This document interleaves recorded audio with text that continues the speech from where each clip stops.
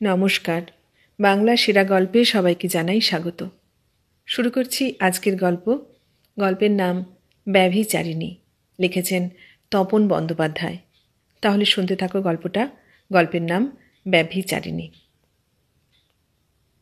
খা রে পদ্ম, খা, একটা চুমো খা। বলতে বলতে লক্ষিন্দর তার পেশল কবজিতে পদ্মকে জড়িয়ে ধরে তার ঠোঁট দুটো ভরে নেয় নিজের ঠোঁটের ভেতর। একটা পিচ্ছিল শিরশির চেতনা লক্ষিন্দরের শরীরময়, আর মুহূর্তে পদ্মর লাল চেরা জিভ ছুঁয়ে ফেলে লক্ষিন্দরের জিভ। পদ্মর ঠোঁট দুটো বার করে কিছুক্ষণের জন্য অবশ হয়ে যায় সে।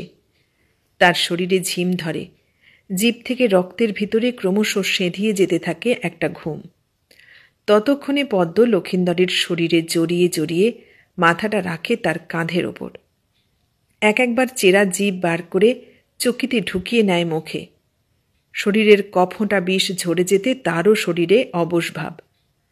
আধো ঘুম আধো জাগরণে তাদের লক্ষিন্দরের জিভ অস্ফুট কণ্ঠে আউড়ে যাচ্ছে, পদ্ম, পদ্ম রে, আহ, জীবন জুড়ায়। চারচালা খোড়ো ঘরের দরজা তখন হাহা খোলা। দক্ষিণে হাওয়া কপাট ঠেলে হুহু করে ঘরে ঢুকছে। বাইরে বাতাসের শোঁশো শব্দ, কিন্তু না লক্ষিন্দর না পদ্ম কারো তাতে হুঁশ নেই। তেলচিটে বিছানায় এক মুখ কালো পিঙ্গল রঙে দাড়ি গোঁফ নিয়ে আরামে গোঙাচ্ছে লক্ষিন্দর। এখন তার সমস্ত সত্তা রক্ত মাংসে ভরে রয়েছে পদ্মের দেওয়া আরাম। গায়ের একধারে কালনাগিনী নদীর প্রান্তে তার ঘর। নদীর নামও কালনাগিনী। লক্ষিন্দরের ঘর ভর্তিও নানা জাতির সাপ। সে সমস্ত সাপই তার পোষ্যপুত্তুর। শুধু এর মধ্যে এই পদ্ম, এই সোনার বর্ণ পদ্ম গোখর, যার চোখের ভেতর লক্ষিন্দরের জন্য এক অদ্ভুত চোরা টান। তার সঙ্গেই লক্ষিন্দরের যত ভাব ভালোবাসা। ঘোরের মধ্যে সে পদ্মের পিচ্ছিল শরীরে হাত বোলাতে বোলাতে বলে, পদ্ম, পদ্ম রে, তুই আর জন্মে লিচ্ছয় আমার বউ ছিলিস। বিষের কণাগুলো জিভ থেকে আস্তে আস্তে রক্তে ছড়িয়ে পড়ার সঙ্গে সঙ্গে তার চোখের সামনে নেমে আসে একটা লাল নীল জাল, সূক্ষ্ম সুতোয় বোনা। তার সুতো বেয়ে সে ক্রমশ ভাসতে থাকে, উড়তে থাকে, এক অন্তহীন সিঁড়ি বেয়ে উঠে যায় স্বর্গের দিকে। পা থেকে মাথা অবধি একটা হালকা ভাব। বমচুলির রন্ধ্রে রন্ধ্রে অদ্ভুত এক ধরনের সুখ তাকে বোঁদ করে রাখে। কখনো মনে হয় আকাশ থেকে একটা নীল রঙের পরী, যার গাটা তুলোর মতো নরম। লক্ষিন্দরকে ওম ওম শব্দ করে চুমকুরি দিয়ে যাচ্ছে ক্রমাগত। এভাবে পুরোটা দিন বিছানায় শুয়ে থাকে লক্ষিন্দর, আর তার শরীরে লেপ্টে থাকে পদ্মের পিচ্ছিল শরীর। লক্ষিন্দরের স্যাঙাত ষষ্ঠীপদ একবার উঁকি মেরে দেখল। তার গুরু ঝিম মেরে পড়ে আছে, চোখ দুটো বোজা, উস্কো খুস্কো চুল, লালা গড়াচ্ছে তার দুকশ বেয়ে। এ সময় তাকে বিরক্ত করাটা লক্ষিন্দর পছন্দ করে না। এর আগে ষষ্ঠীপদ কবার ডেকে ভীষণ দাবরানি খেয়েছিল তার গুরুর কাছে। পদ্মের সঙ্গে তার এই কবছরের ভাব ভালোবাসা, তার বিষের এই ছোবল লক্ষিন্দরের শরীর একেবারে বদলে দিয়েছে। টান টান চামড়ার রং কালচে মেরে গেছে, কোঁকড়ে গেছে আঙুলগুলোর চামড়া, হলদেটে হয়ে গেছে চোখের রং। এসব বুঝতে পারে লক্ষিন্দর। মাঝে মাঝে পদ্মকে বলে, শুধু চামড়ার রং নয় রে পদ্ম, তোর চুমু খেয়ে আমার রক্তের রংটাই বদলে গেল রে। একদিন ষষ্ঠীপদকেও হাসতে হাসতে তাই বলেছিল। ষষ্ঠীপদ বিশ্বাস করেনি। লক্ষিন্দর হঠাৎ তার দিকে তীব্র চোখে চেয়ে বলে, প্রত্যয় হয় না, দেখবি তবে। বলে একটা ধারালো অস্ত্র বিছানার তলা থেকে বার করে নিজের কবজিতে একটা আঁচড় কাটে। অমনি কালো রক্তের ধারা বেরিয়ে আসতে থাকে তার শিরার ভেতর থেকে।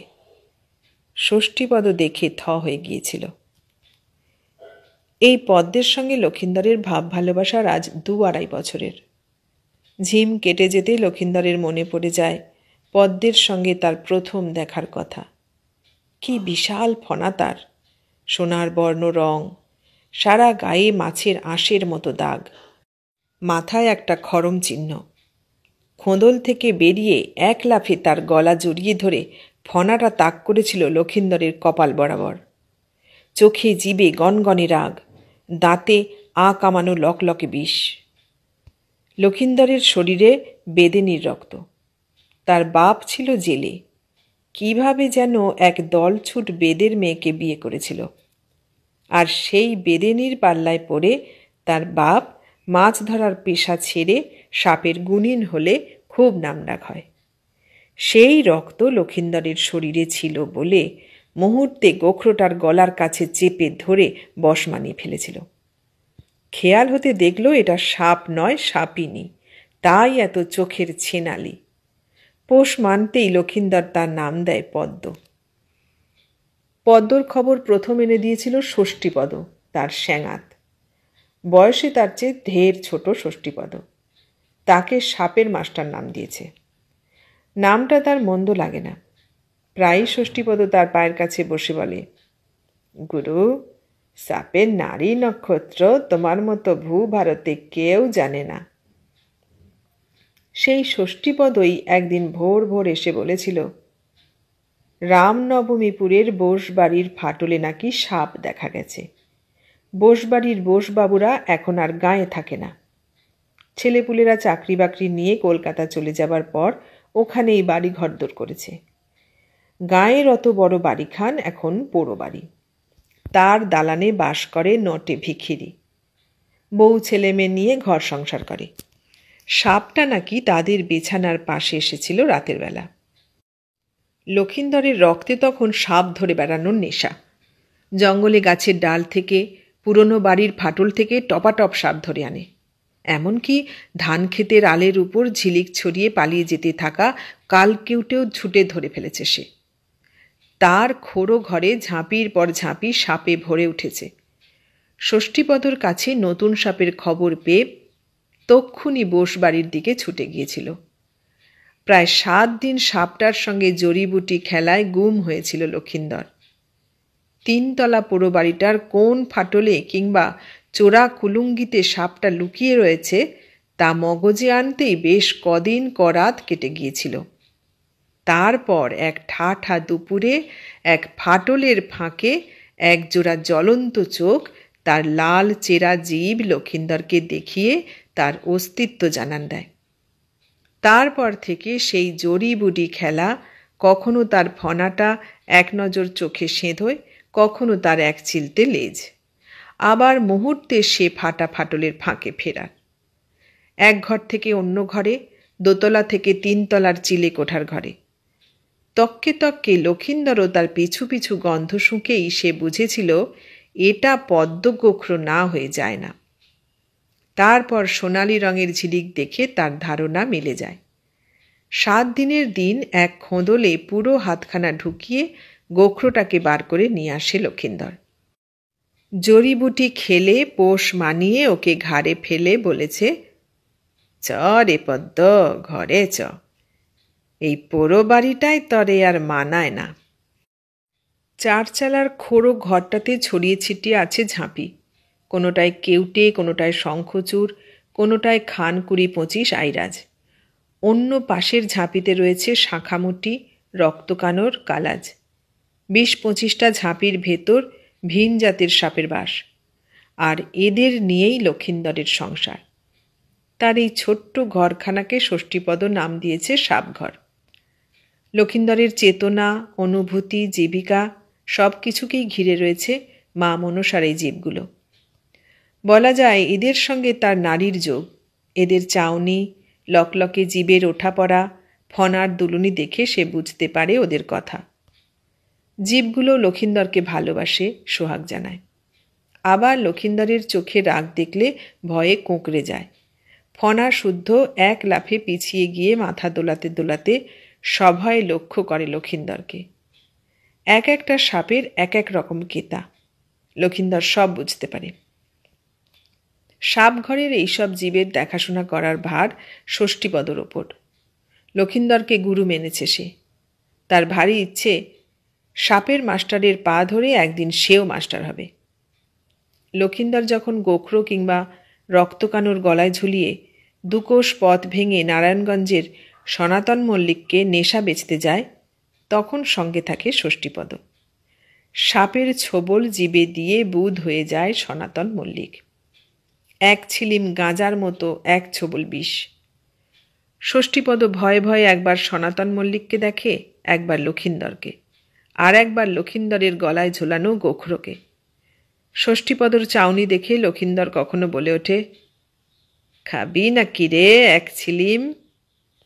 বলে গোখরোটাকে এগিয়ে ধরতেই ষষ্ঠীপদ তিরিক লাফ মারে, কিন্তু তার পিছু ছাড়ে না। আবার লক্ষিন্দর যখন রাত বিরেতে ভিন গায়ে সাপের বিষ ঝাড়াতে যায়, তখনও ষষ্ঠীপদ তার সঙ্গে থাকে। অবাক হয়ে দেখে কিভাবে লক্ষিন্দর বিষ দাঁতের ক্ষতের উপর খোলামকুচি চেপে ধরে মন্ত্রের অমোঘ টানে বিষ নামিয়ে নিয়ে আসে। আবার শহুরে বাবুরা যখন কাঁচের টিউব এনে লক্ষিন্দরের সাপঘর থেকে বিষ কিনে নিয়ে যায়, তখনও ষষ্ঠীপদ তার পাশে। বস্তুত এসব ব্যাপারে ষষ্ঠীপদই সব যোগাযোগ করে।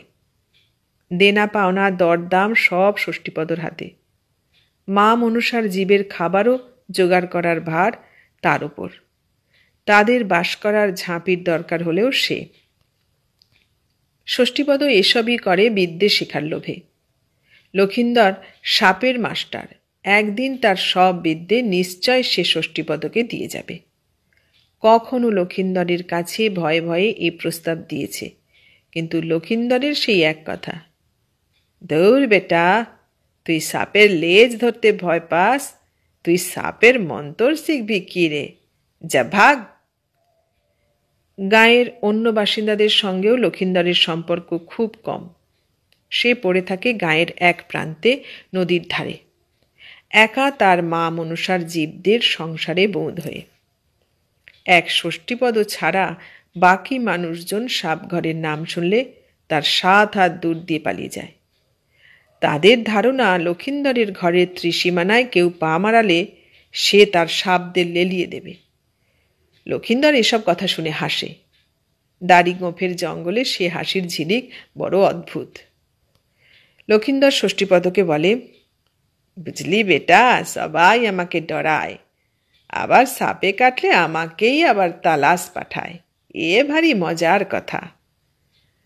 কখনো ষষ্ঠীপদকে বলে, সাপের মন্তর শিখবি, তার আগে সাপের চোখ ভালো করে নজর দিয়েছেন, সাপের নজরই হলো আসল।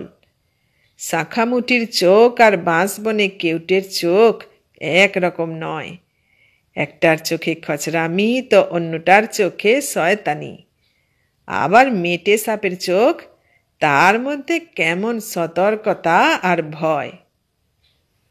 ষষ্ঠীপদ হাঁ করে শোনে আর ফ্যাল ফ্যাল করে তাকিয়ে থাকে। লক্ষিন্দরের বাপ ছিল সাপের গুণিন, কিন্তু সাপের নজর লক্ষিন্দর ভালো করে ঠাহর করতে শেখে যেবার ভীমরাজ বেদের দল তাঁবু গেড়েছিল তাদের গাঁয়ের ধারে। ষষ্ঠীপদ এখন যেমন ছুঁকছুক করে, তেমনি জড়িবুটি খেলার লোভে সেও ঘুরঘুর করত বুড়ো বেদে ভীমরাজের আশেপাশে। একদিন বুড়ো রেগে গিয়ে নিজের গলা থেকে একটা মস্ত কেউটে সাপ খুলে ছুঁড়ে দিয়েছিল তার গায়ে। লক্ষিন্দর সতর্ক হবার আগেই কেউটেটা ছোবল বসায় তার হাতে। মুহূর্তে চোখে আধার ঘনিয়ে আসে, মুখে গ্যাঁজলা। পরে জেনেছিল সেই ভীমরাজই তার কাটা ক্ষত থেকে এক চুমুকে বিষ তুলে নিয়েছিল।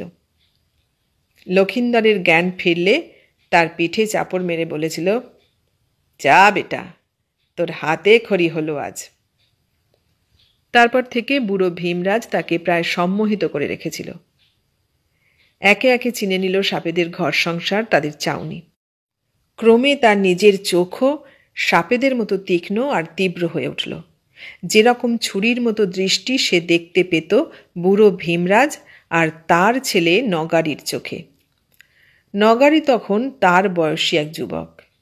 এক মাথা ঝাঁকড়া চুল আর তামার মতো গায়ের রঙে অজস্র পেশি তাকে অন্য সবার থেকে আলাদা করে চেনায়। নগারি তার বাপের মতোই সাপের দোস্ত এবং জম। অনায়াসে তাজা একটি গোখরোর ঠোঁট 2 আঙুলে ফাঁক করে তার 20 দাঁত ভেঙে আনত নিজের ঝকঝকে সাদা দাঁতের আঁকশিতে। লক্ষিন্দরের বউ গোলাপি একদিন এই কাণ্ডটা দেখে চোখ ছানাবড়া করে বলেছিল, হাই মা, ই কি দস্যি না দানব? লক্ষিন্দর তার দোস্তের দিকে গৌরবের দৃষ্টিতে তাকিয়ে হাসতে হাসতে বউকে বলেছিল, ওটা একটা গরুর বটেক। গরুর শব্দটা নগারির পক্ষে সবচেয়ে মানানসই ছিল। সাপের উপর তার একটা অহেতুক হিংস্রতা।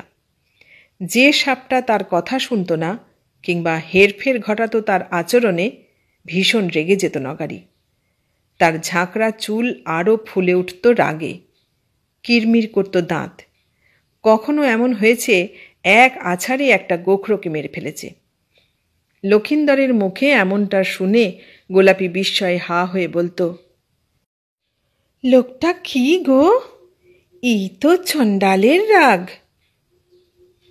সেই নগারি যখন লক্ষিন্দরের দোস্ত হলো, লক্ষিন্দরের সঙ্গে তার ঘরে আসত।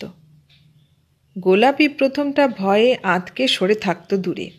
বলা যায় না লোকটার যা রাগ, কিন্তু তাকে যখন কাছ থেকে দেখল তখন নগারি অন্যরকম। তার দেশ বিদেশ ঘুরে বেড়ানোর সাতকাহন গল্প বলতো লক্ষিন্দর আর গোলাপির কাছে। কখনো সমুদ্রের পাড়ে, কখনো গভীর জঙ্গলে তাঁবু ফেলে তাদের বসবাসের কথা, ভয়ঙ্কর সব কাণ্ড কারখানার গল্প। তখন দুজনেই হা করে শুনত সেসব। তারপর একদিন যখন নগারি গোলাপিকে একটা হরেক ডিজাইনের পুঁতির মালা দিল, তাতে ঝকঝক করছে লাল নীল স্ফটিক খণ্ড, তাই দেখে গোলাপি তো আনন্দে থ। মনে মনে ভাবল, লোকটার বাইরেই অমন রাগ, ভিতরটা নরম। লক্ষিন্দর তখন বুড়ো বেদে ভীমরাজ আর নগারির কাছে একের পর এক জড়িবুটি খেলা শিখছে, বশ মানাচ্ছে বিশ্বে টৈটম্বুর সাপগুলোকে। কোন সাপের মেজাজ কীরকম, কার দুর্বলতা শরীরের কোন জায়গায়, এসবই সারাক্ষণ তার মাথায়।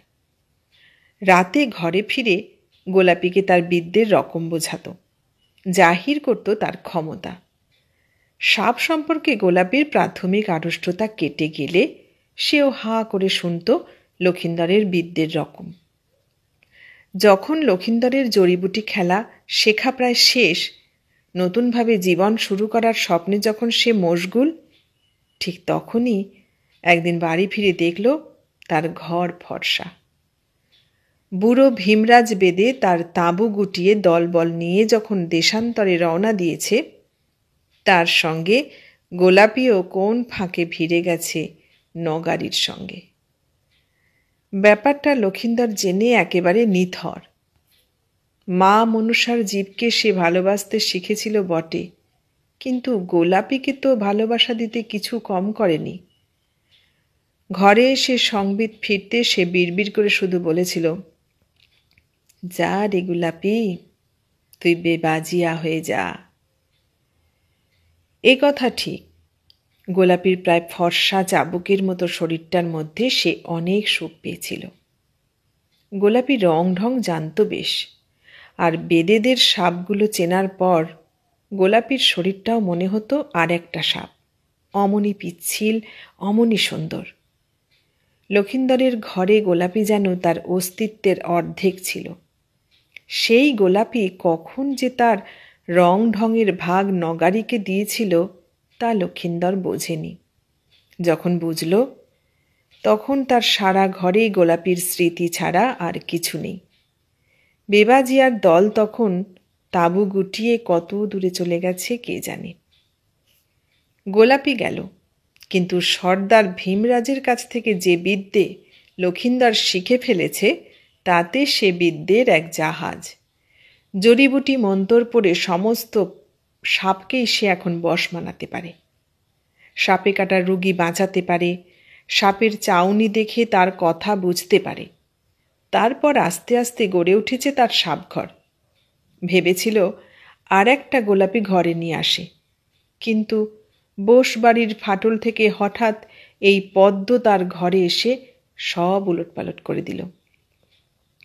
এখন সেই পদ্মর আকর্ষণে সে প্রায় সম্মোহিত হয়ে থাকে সারাদিন। যতক্ষণ ঘরে থাকে ততক্ষণ পদ্মকে নিয়েই তার খেলা। কখনো পুরোটা দিন বিছানায় শুয়ে থাকে সে, আর পদ্ম তার শরীরে জড়িয়ে সোহাগ দিয়ে গায়ে লেপ্টে পড়ে থাকে। কখনো পদ্মের ঠোঁটে চুমু খায়, পদ্মও তার চেরা জিভ মেলে চেটে দেয় লক্ষিন্দরের গাল। দেখলে মনে হয়ও তার বিয়ে করা বউ। পদ্মের পিচ্ছিল শরীরের স্পর্শে তার শরীর জেগে ওঠে। এক অদ্ভুত সুখ তাকে অবশ করে দেয়।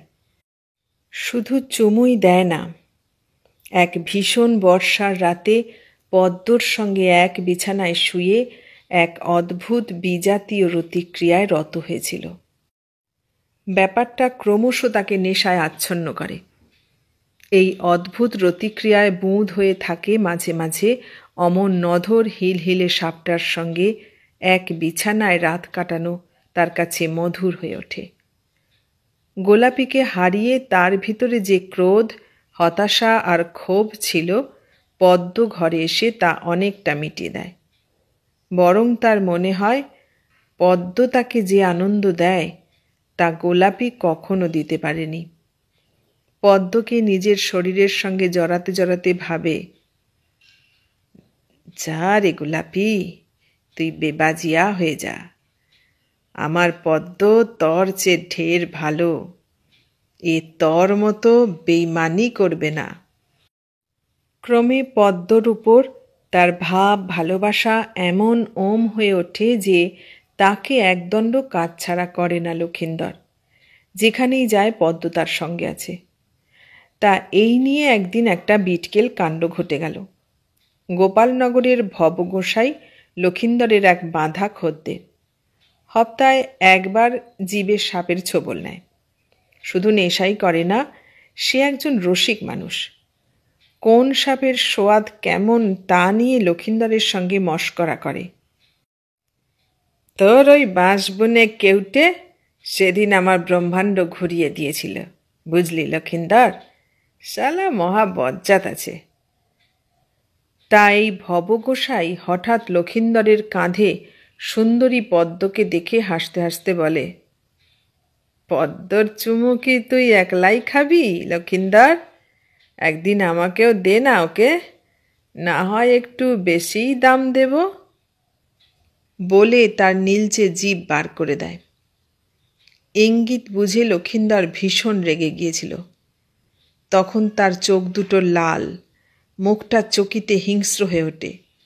হয়তো ভবগোসাইকে একটা ভীষণ আঘাত করে ফেলত, কিন্তু নিজেকে সামলে নিয়ে বলে, তোমার বিয়ে করা বউটাকে কি একদিন আমার সঙ্গে শুতে দেবে ভবগোসাই? মুখের ওপর এমন একটা জবাব দিতে পেরে বেশ খুশি হয়েছিল লক্ষিন্দর। পদ্মকে তার শরীরের সঙ্গে আরও আষ্টে পৃষ্ঠে জড়িয়ে ধরে বেরিয়ে এসেছিল। টাকার গরম দেখাতে এসেছে ভবগোসাই। পদ্ম যে তার কতখানি সেটা তো হারামখোরটা জানে না। শহর থেকে একদল বাবু হপ্তায় একবার এসে লক্ষিন্দরের সাপঘর থেকে বিষ কিনে নিয়ে যায়। লক্ষিন্দর জানে এসব বিষে ওষুধ তৈরি হয়। বাবুরাও লক্ষিন্দরকে বেশ খাতির করে। এত রকম সাপের বিষ নাকি আর কোথাও তারা পায় না। আর এখানে মেহনতও সবচেয়ে কম, দামেও সস্তা। তাই এসব থেকে টাকা পয়সার যা আমদানি হয় তার হিসেব রাখে ষষ্ঠীপদ। সাপের খাবার যেমন সে জোগাড় করে, তেমনি লক্ষিন্দরের খাবারের দায়িত্বও তার উপর। এটুকু হলেও লক্ষিন্দর খুশি। বাকি পয়সা ষষ্ঠীপদ কি করে তা সে খোঁজ রাখে না। মাঝে মাঝে ষষ্ঠীপদ অবশ্য বলে, যা টাকা পয়সা জমেছে তা দিয়ে একটা পাকা বাড়ি বানাবো, তার ভেতর সাপঘর হবে। সাপ রাখার জন্যে বড় বড় কাচের বয়াম কিনে আনব। দেখবার জন্যে সারা শহরের লোক ভেঙে পড়বে। লক্ষিন্দর অবাক হয়। পাকা বাড়ির ভেতর সাপঘর? বলে, তোর মাথা খান খুব পস্কার ষষ্ঠীপদ। একদিন ঝাঁঝা করছে দুপুর। কালীনারায়ণপুরের এক জোদ্দারের বাড়ি থেকে ফিরছে লক্ষিন্দর। কাঁধে তাজা রক্ত কানর। একটু আগে জোদ্দার শ্রীধর সামন্তের জিভে বিষ ঢেলে দিয়ে এসেছে। ঘর থেকে বেরুবার সময় পদ্মকে একটা ঝাঁপির মধ্যে রেখে সে বলে এসেছে, একটু জিরেন নে, দুপুরবেলা আসব। ভরগোসাই পদ্মর উপর লোভ দেখানোর পর থেকে সে আর ওকে নিয়ে কারো বাড়ি যায় না। পদ্ম তার একার। তাছাড়া অন্য সাপ থাকলে পদ্ম কেবলই গড় গড় করে, ফোঁস ফোঁস শব্দে তার রাগ জানাতে থাকে। ফিরতে ফিরতে লক্ষিন্দর ভাবছিল, বেচারা জোদ্দারের এই নেশা তাকে প্রায় সর্বশান্ত করে ফেলেছে। সর্বক্ষণ রাজনেশায় বুঁদ হয়ে থাকলে জমি জমা দেখবার সময় কোথায়? সামন্তবাড়ির লোকজন লক্ষিন্দরের ওপর মনে মনে অসন্তুষ্ট, কিন্তু মুখে কিছু বলতে পারে না। তার গলায় এমন এক একখানা রক্তকামড় কিংবা পদ্মগোখরো ঝোলানো থাকে যে ভয়ে আর রা কাড়ে না। ইদানিং অবশ্য ওর এক ছেলে সাবালক হয়ে জমি জমা দেখাশোনা করছে, তাতে একটু হাল ফিরেছে। ফেরার পথে হঠাৎ ষষ্ঠীপদ বলল, গুরু, রূপনগরের পূজার দালানে একটা পদ্মগোখরো দেখা গেছে। লক্ষিন্দর ক্লান্ত ছিল, কিন্তু পদ্মগোখরোর নাম শুনে চমক জাগে। এক পদ্ম ছাড়া তার কাছে আর যে দু একটা পদ্মগোখরো আছে, তারা হয় বুড়ো না হয় নির্জীব। আবার একটা চনমনে পদ্মগোখরো ঘরে নিয়ে এলে হয়। পরক্ষণেই ভাবে, নতুন একটা পদ্মগোখরো এলে পদ্মর আবার ঘোষা হবে না তো? কিন্তু ষষ্ঠীপদ বলে, না হয় ওটা আমিই পুষবখানে, কদিন তোমার কাছে রেখে বীজদাঁত ভেঙে একটু মানুষপানা করে দাও।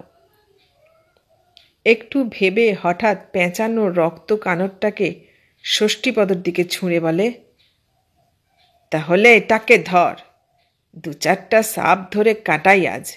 অনেক দিন জড়িবুটি খেলা হয় না, আমি জঙ্গল থেকে একটা শিকড় খুঁজে নিয়ে আসি। ষষ্ঠীপদ ভয়ে ভয়ে রক্ত কান্নাটাকে লুফে ধরে, সাবধানে গলায় পেঁচায়, একটা হাতে ধরে রাখে সাপটার গলা। কি চমৎকার দেখতে রক্ত কানরটা! পেটের কাছে থেকে দুদিক মাথা পর্যন্ত লাল টকটকে দাগ, যেন দু পায়ে আলতা পরানো। লাল জিভটা ফালুক ফুলুক করে বাইরে এনে আবার চকিতে ভিতরে ঢুকিয়ে নিচ্ছে। হিলহিলে শরীরটা ষষ্ঠীপদর গায়ে গলায় শিরশির করে নড়তে থাকে। গুরুর আদলে সেও রক্তকানরটার গায়ে একটা চুমু খেয়ে নেয়। কোত্থেকে একটা শিকড় জোগাড় করে আনে লক্ষিন্দর। রূপনগরের পুজোর দালানে দুজনে পৌঁছয়। নাকের রোঁয়া বাড়িয়ে বড় করে ঘ্রাণ নেয় লক্ষিন্দর। হ্যাঁ, একটা গন্ধ বেরুচ্ছে বটে। তারপর সে কয়েকটা ফাটলের কাছে পরপর টোকা মারে, আবার নাকে ঘ্রাণ নেয়, শিকড় বোলায়, বিড়বিড় করে কী সব বকে, তারপর মাথা নাড়ে। সাপটা তার সঙ্গে জড়িবুটি খেলছে। দালানের সব দেয়ালেই ভুরভুর করে গন্ধ বেরোচ্ছে, কোথাও বেশি কোথাও কম। তার মানে জিভটা চট করে ধরা দেবে না। যত সময় যায় তার মন্তর খরচ হয়, শিকড়ের গন্ধ উবে যায়, কিন্তু গোখরোটা কাবু হয় না। এদিকে খিদেই চোঁচো করছে পেট। দুপুর গড়িয়ে বিকেল হয়ে গেছে। ষষ্ঠীপদ বলে, চলো গুরু, আজ আর হবে না, কাল আবার আসব। কিন্তু লক্ষিন্দরের তখন রোখ চেপে গেছে। পদ্ম তার সঙ্গে এরকম লুকোচুরি খেলেছিল। এই মা মনসার জীবটাও ঠিক এই রকম খেলা খেলছে। লক্ষিন্দরের চোখ দুটো ভাঁটার মতো ঘুরতে থাকে। সেই ভোরবেলা কালীনারায়ণপুরে গিয়েছিল, তারপর থেকে এই টানাপোড়েন। গায়ে মুখে টলটল করছে ঘাম, ঘন ঘন শ্বাস ফেলছে, লালচে হয়ে উঠছে দুটো চোখ। একটা প্রচণ্ড নেশা তাকে দালানের এক প্রান্ত থেকে আর এক প্রান্তে ছুটিয়ে নিয়ে যাচ্ছে। ঝাড়া 4 ঘন্টা লড়াই চালানোর পর একটা খোঁদলের ভেতর থেকে পদ্মগোখরোটা টুটি টিপে ধরে টেনে বার করল সে। দড়াম করে শানের মেঝেতে ফেলতেই বিশাল ফনা তুলে দাঁড়ালো ওটা, একেবারে তাজা চকচকে সোনালি রং। লক্ষিন্দর লক্ষ্য করল ওটা সাপিনী নয়, সাপ। বোধহয় মরদ বলে তার ফোঁসফোঁসানিও ভয়ঙ্কর। কিন্তু লক্ষিন্দরের গায়ে বেদেনির রক্ত আছে। অল্পক্ষণের মধ্যে সাপটা তার কাঁধে জড়িয়ে লেপ্টে থাকে গায়ের সঙ্গে। ঘরে ফিরতে ফিরতে ভাবল, পদ্ম কি একে দেখলে হিংসেই জ্বলবে? পদ্মকে কাঁধে গলায় জড়িয়ে যখন সে তার শঙ্খচূড়, রক্তকানর কিংবা বাঁশ বুনে কেউটেটাকে ঝাঁপি থেকে বার করে ঘরের মেঝেয় রাখে, ওদের নিয়ে খেলা করে, কিংবা ওরা তার মালিককে একটু সোহাগ জানায়, অমনি পদ্ম ফোঁস ফোঁস করে রাগ জানাতে থাকে। লক্ষিন্দরের গলায় আরও শক্ত করে ফাঁস জড়ায়। একদিন তো একটা শামুক ভাঙা কেউটের সঙ্গে ঝগড়া লাগিয়ে দিল। যেতে যেতে ষষ্ঠীপদকে বলল, বুঝলি ষষ্ঠীপদ, এটাকে দেখলে আমার পদ্ম খুব গোসা করবে। ষষ্ঠীপদ এসব বোঝে না, বলল, ওটার বিষ দাঁত দেখেছ গুরু? বিষে টং হয়ে রয়েছে, শহরে খবর দেবে নাকি? লক্ষিন্দর হাসে, তোর শুধু টাকা আমদানির ফিকির, বরং এর বিষটা জিভে নিতে কেমন লাগে তা দেখ দেখি। বলে সাপটা তার গলা থেকে খোলার ভঙ্গি করে। অমনি ষষ্ঠীপদ চিৎকার করে ওঠে, দোহাই গুরু, এক্কেবারে মরে যাব। আগে তোমার বিদ্যেটা শিখিয়ে দাও, তখন তোমার মতো অমন পদ্ম গোখরো নিয়ে আমিও বিছানায় শোব। লক্ষিন্দর মস্করা করে, গোখরো নিয়ে বিছানায় শুবি তো তোর বউ কোথায় শোবে? মস্করায় যোগ দেয় ষষ্ঠীপদ, বউও শোবে, গোখরোও শোবে, দুজন দুপাশে। হেসে ওঠে লক্ষিন্দর। গলায় ঝোলানো সাপটার লেজ আঙুলে জড়াতে জড়াতে বলে, ধুর বোকা, ওরা যে সতীন, একসঙ্গে ঘর করে না।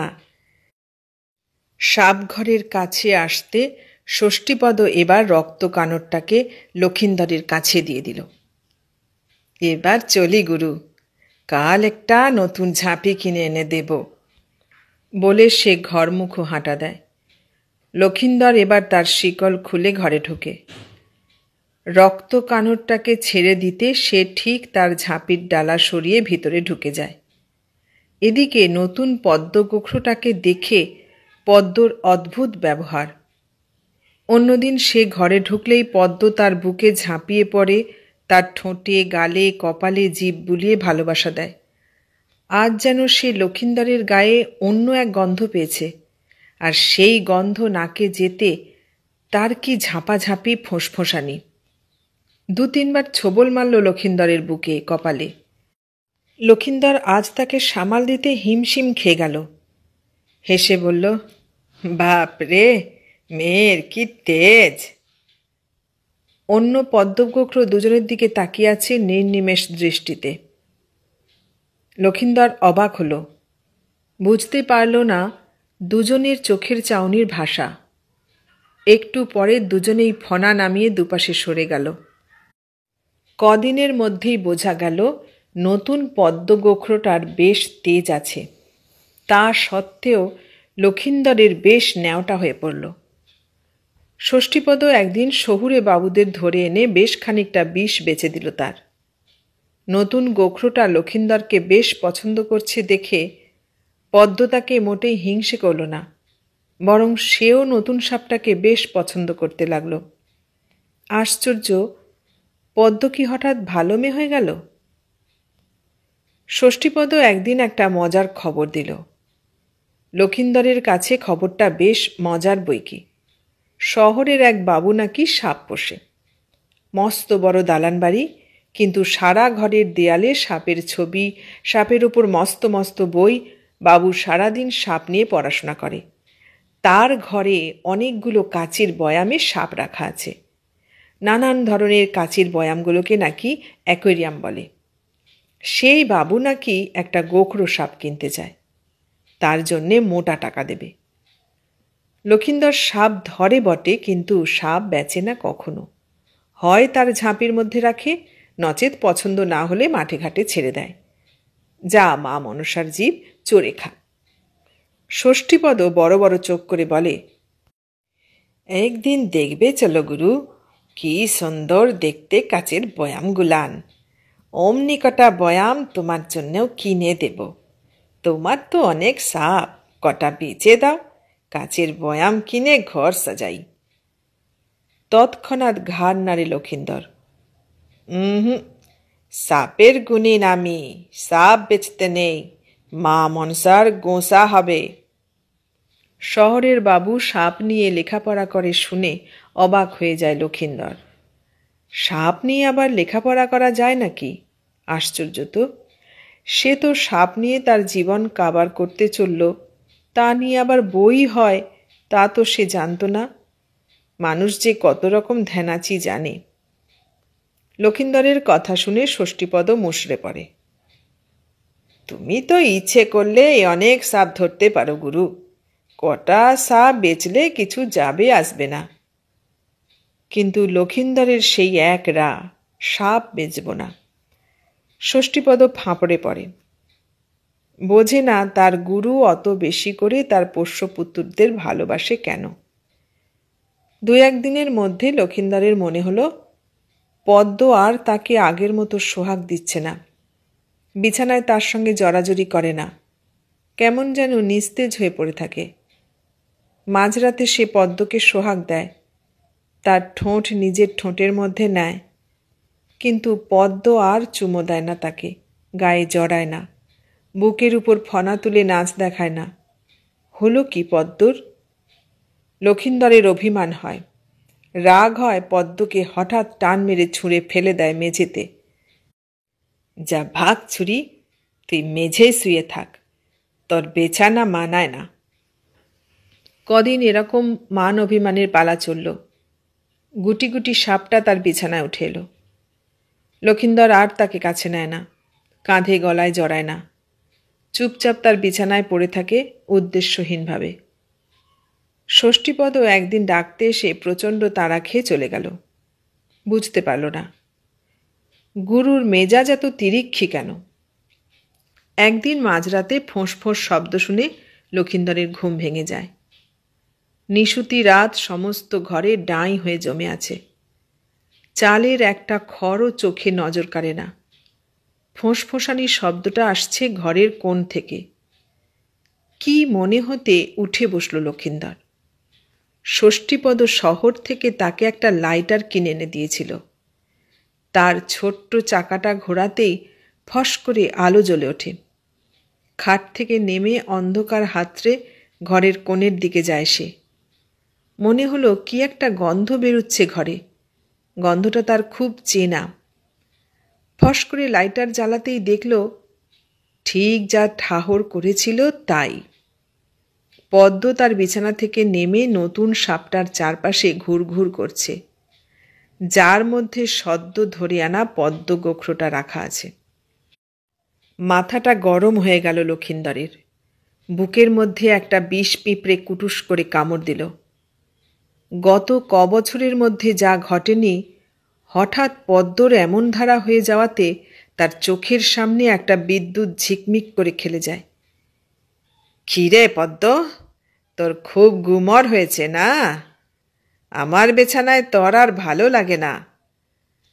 লাইটার জ্বালাতেই পদ্ম হতচকিত হয়ে ফনা তুলে দাঁড়ালো।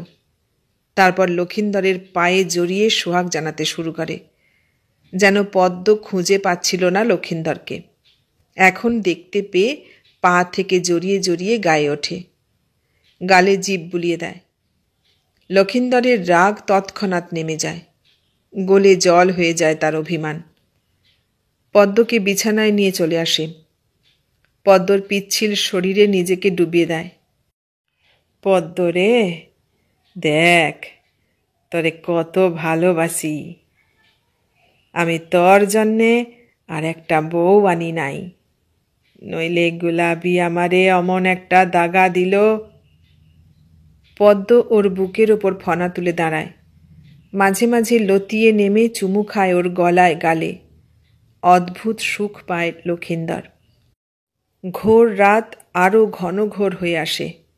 বাইরে ঝিরিঝিরি ডাকে, শিশির পড়ার মতো টুপটাপ শব্দ হয়।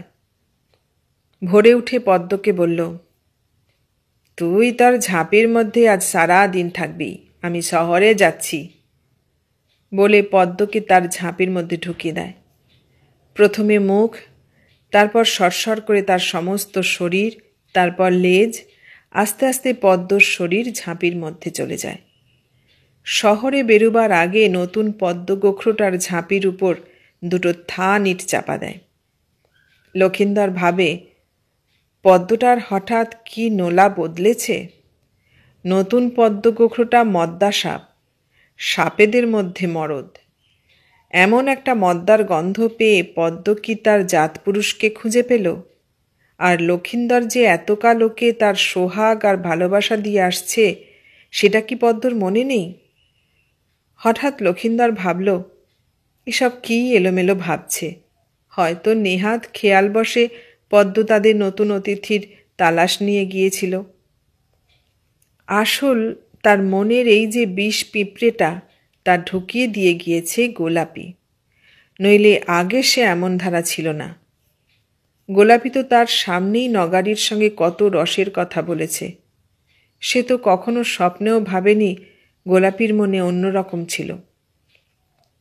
নতুন পদ্মগোখরোটা লক্ষিন্দর বেচে দেবে, এই খবর শুনে ষষ্ঠীপদ লাফিয়ে উঠল। চলো গুরু, শহরে যাই, বাবুটির সঙ্গে তোমার আলাপ করিয়ে দিই। সাপ নিয়ে লেখাপড়া করা বাবুটার সঙ্গে লক্ষিন্দরেরও কথা বলার খুব ইচ্ছে। সে সাপের গুণিন, প্রতিটি সাপের নিঃশ্বাস সে চেনে, তার চেয়ে বেশি আর কে জানে।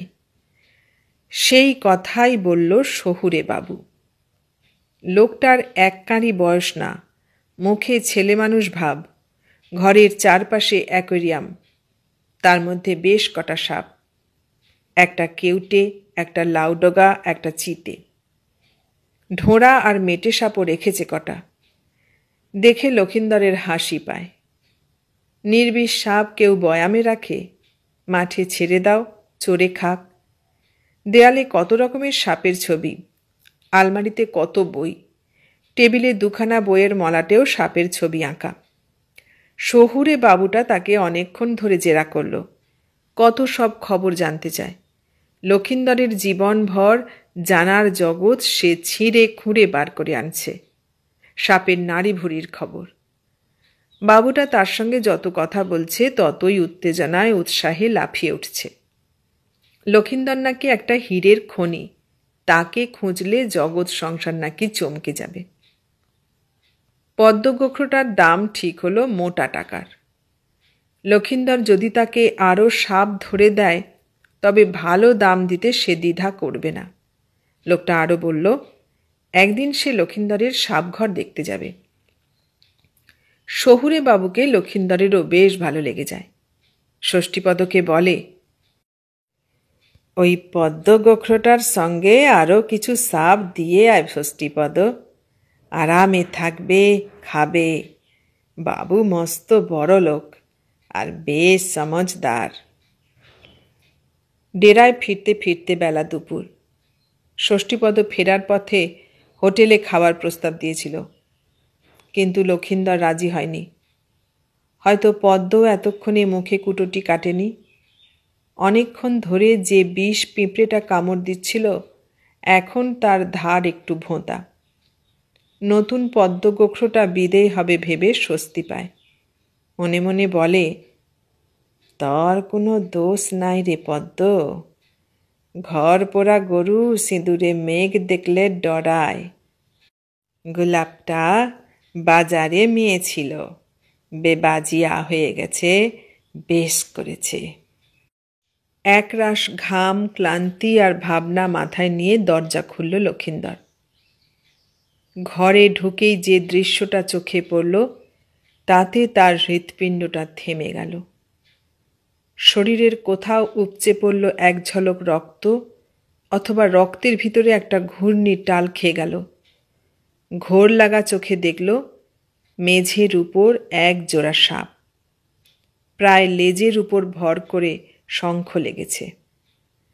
দুটো সোনালি সুতোর রেখা নড়ে চড়ে ঘরের মধ্যে বিদ্যুতের রং ছড়াচ্ছে। অমন সোনা রং দুটো সাপের শঙ্খ দেখে লক্ষিন্দর অন্য সময় হলে মুগ্ধ হতো, পরিবর্তে তার শরীরে চাবুক মারতে লাগল কেউ। তুই পদ্ম, তুই এমন ধারা! পদ্ম লক্ষিন্দরকে দেখে এক মুহূর্ত চমকে গিয়েছিল। তার চোখ আর জিভ মেলে একবার তাকালো লক্ষিন্দরের দিকে, কিন্তু তখন তার শরীর ভর্তি ভালোবাসা আর কাম। নতুন পদ্ম গোখরোটাও তাকে ছাড়বে কেন? এক লহমা থেমে আবার শরীরে টঙ্কার তুলল তারা। লেজের উপর ভর করে সরে সরে যেতে লাগলো লক্ষিন্দরের কাছ থেকে। সেই মুহূর্তে লক্ষিন্দর তার বিছানার তলা থেকে বার করল একটা হাঁসুয়া। চোখের পলক না ফেলতে ঝলকে উঠল চকচকে ফলাটি, আর মেঝে আছড়ে পড়ল দুটো সাপের কাটা মুন্ডু। লাল টকটকে চোখে সেদিকে তাকিয়ে হিংস্রভাবে লক্ষিন্দর বলে ওঠে, তাহলে তুইও গোলাপির মতো? তপন বন্দ্যোপাধ্যায়ের লেখা ব্যভিচারিণী গল্পটা শুনলে। কেমন লাগলো গল্পটা? ভালো লাগলে লাইক, কমেন্ট, শেয়ার করো, আর নতুন বন্ধু হলে সাবস্ক্রাইব করার অনুরোধ রইল। সবাইকে অনেক ধন্যবাদ জানিয়ে আজ এখানেই শেষ করলাম।